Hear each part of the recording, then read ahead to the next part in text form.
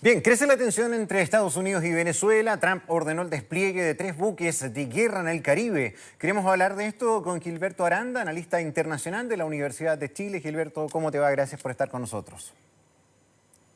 Muchas gracias a ustedes, muy buenos días. Buenos días. A ver, ¿cómo observas, analizas este movimiento inédito de Estados Unidos de llevar fragatas, destructores al límite del mar territorial de Venezuela, con 4.000 efectivos, y un Nicolás Maduro amenazando con armar a 4,5 millones de milicianos? Sí.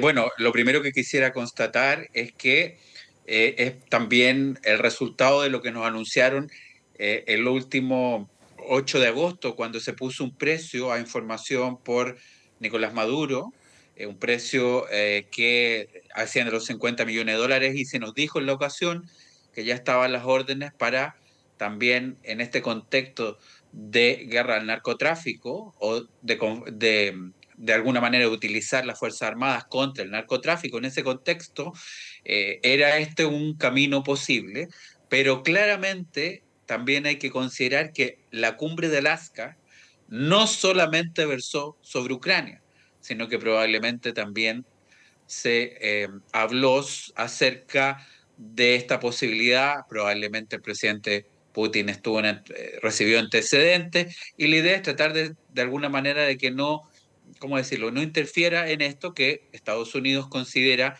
por supuesto, el Caribe y en general el hemisferio americano parte de su área de estratégica de defensa y seguridad. Sí, bueno, el narcotráfico y el crimen organizado en la región ha tenido su recaudación más grande en la historia el año 2024. Están moviendo millones y millones de dólares, están desafiando a toda América, desde el norte hasta el sur, con un despliegue de criminal, con sicarios, con distintos crímenes que antes no estaban presentes en todas las naciones. Lo hemos vivido acá en Chile, el tren de Aragua que desde Chile hasta Estados Unidos, incluso ha llegado a algunos países de Europa. Eh, Donald Trump, ¿qué es lo que estará planeando? ¿Solamente una amenaza, una disuasión al llegar con estos buques de guerra que son bien poderosos, ¿ah? Son grandes, tienen más de 160 metros de largo y 20 de ancho, con Tomahawk, con capacidad realmente increíble de puntería, con un nivel de error de más o menos 10 metros del objetivo? O sea, no es cualquier cosa mover esta flota. Sí. Claro, esto es parte de lo que es el Comando Sur de Estados Unidos, que tiene su sede en Florida. Hay que decir que Estados Unidos de Venezuela están como a 3.600 kilómetros de distancia, entonces es un importante recorrido hasta llegar a al límite con las aguas territoriales venezolanas. Claramente, en este caso hay que tener ser muy categórico en decir que lo que hemos visto es movilización de 3 destructores con alrededor de 4.000 Marines, pero los destructores, lo interesante que es un navío rápido y con capacidad de maniobra, es que generalmente escolta otro tipo también de navíos, en algunos casos portaaviones, en otros casos submarinos y submarinos nucleares. Se deslizó, trascendió que probablemente también hubiese un submarino de esas características, y eso es lo que preocupa. Eso podría ser lo inédito en un área de influencia directa de Estados Unidos. No es tan extraño en la historia larga de los últimos 100 años, o al menos de los últimos 125 años, de que Estados Unidos domina completamente el Caribe y hace mucho tiempo. No es tan raro ver navíos en distintos episodios de Estados Unidos en la región, pero con esta capacidad de destrucción que usted menciona, esto es lo novedoso. A mí me parece que Trump intenta enviar un sólido mensaje tanto a su público interno, a sus votantes, a su base electoral, respecto a que está dispuesto a llegar a las últimas consecuencias en lo que se refiere a la guerra contra el narcotráfico. Eh, es un elemento, yo diría, también de política exterior, donde envía señales a los diferentes países.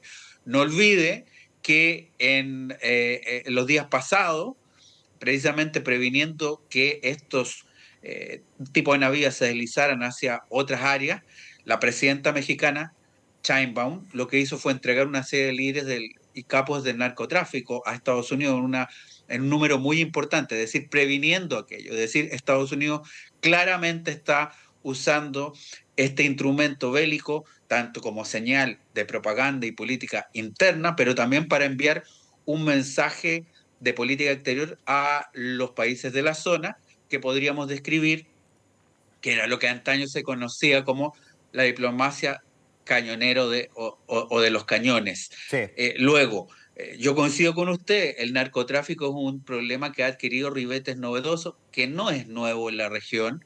Los cárteles de Colombia son claridad, en la década del 70 y 80 operaban con mucha fuerza, pero sí lo novedoso son la aparición de franquicias y bandas que se van imbricando y sobre todo la capacidad de expandirse por todo el hemisferio, llegando a lugares donde la presencia era menos tangible y que ahora es absolutamente visible, como el mismo caso de Chile o Ecuador. Sí, ahora, cuesta imaginarse un lanzamiento de misiles a Caracas o una incursión terrestre con los 4.000 efectivos, no sé, un desembarco desde el Caribe. Da la impresión que eso es casi improbable. Pero, ¿qué podemos esperar de esto? O sea, ¿es probable que estos barcos de guerra al menos sirvan para contrarrestar los envíos a través del Mar Caribe hacia América del Norte? Hacer no sé, una barrera, interceptar, bloquear. Sí. Bueno, desde luego la manera de hacer envío es múltiple. Una es a través del mar, pero también hay otra que es rutas terrestres e incluso Claro. aéreas. Estados Unidos se está sellando, ¿verdad? Se está sellando, está movilizando su capacidad de fuerza para ir sellando las fronteras, no solamente a la migración, sino que también a lo que es el narcotráfico. Así, básicamente, ha dicho el Pentágono que se colocan a las Fuerzas Armadas de alguna manera más que expectante, en guardia frente a lo que sea cualquier tipo de invasión al país, ya sea lo que consideran como invasión, migraciones, que yo desde luego tengo otra perspectiva de aquello, pero así es visto, como también lo que es la actividad criminal, que hoy día es homologada al terrorismo, lo cual también se puede discrepar si son si son parte de la misma lógica. Yo creo que no la tienen terrorismo y narcotráfico, aun cuando ambos hacen daño a la sociedad, pero evidentemente Estados Unidos está en esa lógica y está en ese predicamento. Luego, la capacidad que tengan de detener determinados navíos es alta, pero tengo la impresión que lo que serviría, por ejemplo, es que una determinada, se llama una narcolancha, si es interceptada o destruida, eso va a ser un golpe de efecto muy importante de cara a su público interno, diciéndole estamos actuando efectivamente. Y por supuesto, no hay que descartar la opción de que se estén expectantes a algún movimiento interno que no hayamos visibilizado dentro de Venezuela. Yo veo muy poco probable que ocurra algo en el ejército, pero nunca lo descarto. La Fuerza Armada Bolivariana se ve muy sólida en los últimos años y también hay que ver cómo se comportaría eventualmente la población. Hemos visto algunos movimientos sociales que en determinados momentos han aparecido. Vamos Sí. a ver qué pasa. Es ciertamente por la capacidad de destrucción que tiene estos buques, es un elemento que llama mucho la atención y que está capturando además todo el nerviosismo de los países ribereños. Sí. A ver, todo hace suponer que en un país donde han salido 8 millones de personas, 8 millones de personas que dejan su patria, eh, la oposición al régimen es superior a lo que se dice o se ve. Pero ha sido imposible en todo este tiempo que las Fuerzas Armadas sean desleales a Maduro. Y mi pregunta es si esta presión de Estados Unidos podría comenzar a generar algún movimiento distinto, la activación de opositores dentro de las fuerzas que pudieran hacer frente al régimen de Maduro. Estaba leyendo algunas informaciones en algunos sitios y algunas publicaciones en las redes que todavía no puedo corroborar, pero se está hablando de una supuesta intervención del gabinete de Maduro y aparentemente de la detención de una ministra. que la estarían acusando de conspiración. Bueno, lo de la ministra sería absolutamente novedoso si así fuera. Eso sería algo claramente que marcaría un tipo de actividad que no habíamos visto hace mucho tiempo, por decirlo así. Luego, yo tengo la impresión que este movimiento que ha hecho la administración Trump y de alguna manera implementada a través del Pentágono, tiene más de una lectura, más de una posibilidad. Desde luego está lo que se dice que es para sellar el acceso del narcotráfico a Estados Unidos, pero también tiene un componente político. Eso además lo advierte Venezuela y moviliza a esta milicia bolivariana, que hay que decir que es el quinto componente de la Fuerza Armada Bolivariana. La moviliza, tiene una cantidad de 4 millones y fracción, 4 millones y medio de personas que reciben adiestramiento militar en algunos cuerpos un par de veces a la semana, otros un poco más distanciados, podríamos decir, es una reserva, algunos la han descrito como una fuerza política que responde a el oficialismo y al Partido Socialista Unido de Venezuela, pero que claramente, además de sus fusiles de origen belga y su saca, no tiene la capacidad de repeler un ataque naval de las características que estamos viendo. Por lo tanto, estos momentos son de puntos de inflexión que también permiten a Venezuela, al régimen, movilizarse, hablar de patriotismo y de nacionalismo y neutralizar cualquier posibilidad de disenso interno. Lo que usted comenta iría en esa línea y yo creo que también Estados Unidos está expectante de ver algún tipo de brote en ese sentido. Lo que sabemos, tal como usted dice, es que han salido 8 millones, más de un cuarto de la población de Venezuela está fuera de Venezuela. El liderazgo opositor más categórico está una parte también en el exilio, otro se mantiene, pero en forma muy menguada en, en la misma Venezuela con Marina Corina Machado, pero claramente esto también va a servir para, de alguna manera, montar una cierta persecución por parte del régimen venezolano a lo que son las fuerzas de oposición interna, que, insisto, son menores de las que habían hace algún tiempo atrás. Sí, mira, según se ha comentado, todo esto tiene que comprobarse, tiene que ratificarse, pero algunos periodistas que hacen cobertura respecto a Venezuela señalan que no solamente se habría detenido una ministra por presunta conspiración, sino que se estaría interviniendo por las mismas razones varias instituciones en Venezuela. La petrolera, está actuando el SEBIN con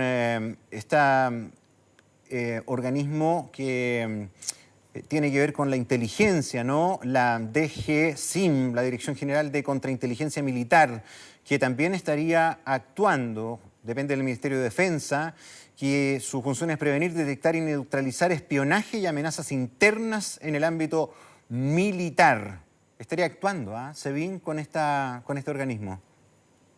No, el SEBIN, que es el Servicio de Inteligencia Bolivariano, actúa en estas coyunturas y en otras de forma muy profusa y muy clara, porque evidentemente uno de los temores que siempre hay instalados en Venezuela es que exista algún tipo de conjuro o trama eh, al interior que provoque un golpe. Eso es lo que se teme y básicamente también podríamos decir que es parte del persecucionismo que acompaña a los regímenes dictatoriales que evidentemente se han alejado del voto popular y la adhesión popular y que por lo tanto necesitan todo tenerlo controlado y supervigilado para poder sobrevivir y mantenerse en el poder. Este desafío, al menos en lo simbólico, es completamente inesperado, por lo menos antes del 8 de agosto, y claramente, a juicio de lo que es el gobierno de Venezuela, requiere medidas excepcionales. Sí, Gilberto, en términos macro, ¿qué hay detrás de esto? ¿Es solamente un objetivo de Donald Trump de controlar, de normalizar la situación venezolana, no solamente por la situación del narcotráfico y los cárteles, ¿no?, que operan, bueno, desde mucho tiempo, México, Colombia, pero en los últimos años de manera muy poderosa Venezuela? sino que también la presencia en la región y la disputa geopolítica también de Estados Unidos con las otras potencias, ¿no? Como China, que ha tenido un despliegue muy importante, sobre todo en materia de inversiones, de la economía. ¿Hay algo de eso también? ¿Hay algo de poner los pies también en nuestra región que no siempre es importante para Estados Unidos? Bueno, yo tengo la impresión de que este movimiento calculado por la Casa Blanca, por el Pentágono, es un movimiento que tiene múltiples significados. Como decía antes, hay un mensaje interno, decirle a su base votante y adherente y a la población en general que se está haciendo algo, que Estados Unidos está actuando contra el narcotráfico. Pero evidentemente, como señalaba, hay un mensaje de política exterior. Esta área, el hemisferio y particularmente lo que es el Caribe, es la zona de influencia estratégica directa de Estados Unidos. El Caribe y América Latina en general era conocida antaño como el patio trasero, donde no entraban otras influencias desde más o menos la primera mitad del siglo XX. Lo que hemos tenido en los últimos 20 años, que ha ido acompañando lo que se llama la ola rosada, son otros actores y potencias que se han instalado en algunos espacios de la región. Me estoy refiriendo en lo comercial, básicamente en lo económico comercial, a China, pero también me estoy refiriendo a la presencia en temas militares y estratégicos de Rusia y, por qué no decirlo, también de Irán. Estados Unidos, con esta idea de volver a ser grande otra vez, el lema trumpista, lo que intenta es volver a esa situación de hegemonía regional sin competidores. Este es también es un mensaje a otras potencias que han hecho pie en la región, ya sea en lo económico, yo digo solapadamente a China, y también en otros ámbitos. Por eso no me cabe la menor duda que en Alaska, además, en esas 3 horas, además de hablarse de Ucrania, se mencionó alguna de estas posibilidades. Y la idea es que seguramente Trump intenta que se bascular en esta situación y esta negociación por Ucrania, pero también de alguna manera dejarle claro a Putin que no debe interferir en este caso. Yo Mm. creo que ahí también hubo un tipo de transacción, ¿no? Puede ser, ¿ah? Que probablemente no la vamos a conocer, pero se habló. Es altamente probable. Ahora, ¿cuán huérfano ha quedado en este momento Venezuela del apoyo o de la amistad con Rusia? Porque Rusia está absolutamente concentrado en su guerra con Ucrania, no solamente por lo potente que ha sido, lo larga que ha sido, la inversión que está haciendo para mantener esta guerra, que parece que por las conversaciones y los resultados que hemos visto, por mucho que se vaya a juntar Putin, si lo logra mediar Trump con Zelensky, están en una línea muerta, porque ambos han fijado exactamente las mismas posiciones que cuando empezaron esta disputa. Pero al estar concentrada Rusia en aquello, da la impresión que darle un vistazo a lo que pasa con Venezuela es una cuestión de último orden en este momento, ¿no? Sí, yo coincido, las posiciones desde el inicio de la guerra no han variado mucho y esa es la cuadratura del círculo que van a intentar probablemente en agosto. Vamos a ver si resulta toda esa serie de reuniones que hubo en Alaska y en Washington. Pero lo cierto es que no hay que olvidar que Rusia es una potencia regional que tiene una cualidad específica, que es un arsenal nuclear muy poderoso y eso hace que pueda golpear la mesa. El recado que nos siguen dando países como Rusia y también Israel es que el que tiene el poder nuclear y goza del monopolio de su alrededor toma algunas decisiones. En ese sentido, nosotros ya vimos en diciembre que cuando llegó el turno de Siria, el gran aliado en Medio Oriente de Rusia, que era Bashar al-Assad, cuando tuvo que caer, cayó. Y Rusia no pudo hacer mucho más. Rusia está concentrada en lo que denomina su extranjero próximo. Esa área que era parte de la Unión Soviética, que se acabó en 1991, pero que Putin intenta reconfigurar, reedificar también con el reconocimiento de Occidente, incluyendo Estados Unidos. Por lo tanto, yo diría, no es que se haya distanciado Rusia ni Moscú de Caracas, del Palacio de Miraflores, pero ciertamente va a tener una posición no tan de aceptación, eso, una posición de aceptación de la situación si Estados Unidos empieza a dar golpes o maniobras o imágenes como la que hemos visto. Finalmente, el otro aliado también, otro aliado muy importante de, de Venezuela es Irán, que también está en una posición compleja internamente y regionalmente. Y lo que queda, y yo creo que esto también es un recado para China, es este otro competidor de Estados Unidos. Yo creo que la verdadera competencia económica en Latinoamérica es la competencia entre Estados Unidos y China, y claramente esto también es un recado para Beijing, que el recado es que esta es un área de predominio de Estados Unidos claramente. Sí, ahora, qué se puede esperar de Venezuela, además de estas amenazas de armar a esta milicia grande? ¿Realmente existe esa milicia tan grande? ¿4,5 millones de personas? Eso es lo que nos dicen y eso es lo que formalmente comparece, porque insisto, es una reserva, es lo equivalente a una reserva ampliada con algunos cuerpos que tienen adiestramiento semanal y quizás más de una vez, con otros que es más esporádico. Es visto, quiero insistir, como un arma política, de alguna manera le da una fortaleza frente al mismo régimen para su defensa en caso de una amenaza exterior, pero claramente actuar contra tamaño poder es demasiado asimétrico. Claro, estamos hablando de navíos que están justo en el límite territorial de las aguas, ¿no? O el límite marítimo. Y por lo tanto, en esa frontera marítima todavía pueden quedarse, quizás lo hagan durante meses, pero plantearle enfrentamiento Estados Unidos-Venezuela a ese nivel, pues no puede. Otra cosa, otra cosa sería si fuerzas de Estados Unidos ingresaran a el mar territorial de Venezuela o ingresara al territorio propiamente tal, al continente. Eso claramente podría provocar otro tipo de reacciones y tal vez incluso podría ser desfavorable para la oposición porque ciertamente se podría apelar al nacionalismo y a otro tipo de símbolos de unidad.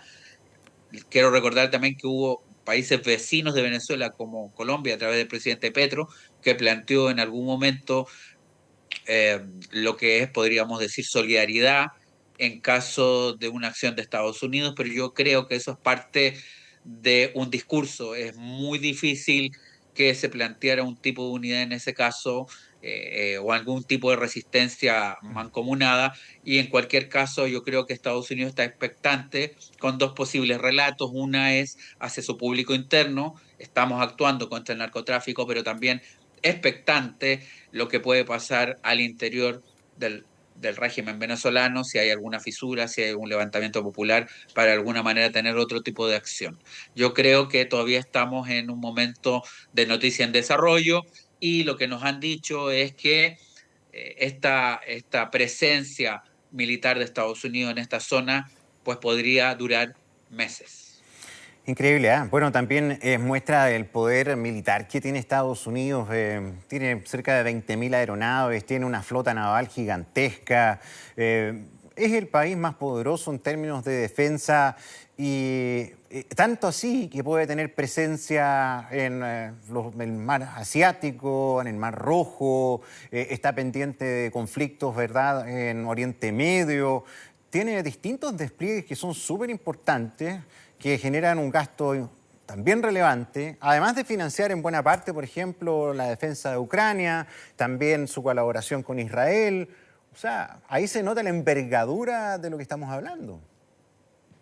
Bueno, desde luego, la defensa de Ucrania, el papel de Estados Unidos fue muy importante y lo sigue siendo, con la diferencia que ahora están pidiendo que se les pague. E incluso el acuerdo un poco es que Europa empiece a pagar los envíos de armamento de Estados Unidos. Pero claramente estamos hablando de la primera potencia militar global, la primera potencia de lo militar. Si es por músculo, Estados Unidos lo es lejos. Lo que pasa es que es un mundo donde lo económico también cuenta mucho, ¿verdad? Y ahí está globalmente también el poderío de Beijing y claramente en otros ámbitos ya hay más potencia. Estados Unidos envía un mensaje muy claro. Creo que estos son tiempos también con elementos neoimperiales. no solamente por lo que hemos visto respecto a la invasión de Rusia a Ucrania en los últimos 3 años y medio, sino que también por este tipo de demostración de fuerza, que es un mensaje respecto a cuáles son áreas, ¿no? Que las áreas también se van distribuyendo y el hemisferio pues fue históricamente, de fin del siglo XIX, lugar de o el Caribe fue el lugar de predominio de Estados Unidos y el hemisferio claramente de mediados del siglo XX en adelante.